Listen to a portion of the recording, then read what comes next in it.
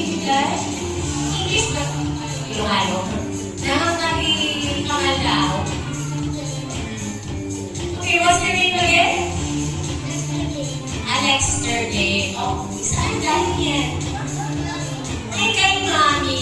Okay. So, ibigay mo na rin kay Mami yan. Kasi baka si Mami ang nagamit. Thank you so much. Okay, ito na talaga pinakalas para sa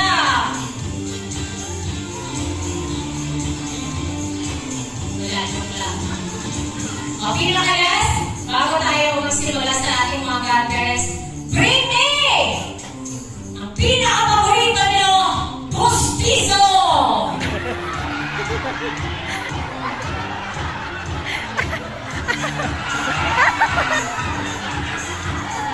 Okay, thank you so much.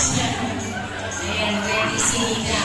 Okay, and of course, godparents yung isa kanina. Next time po, sa round 2, yung may Pustiso kanina. So, let's proceed.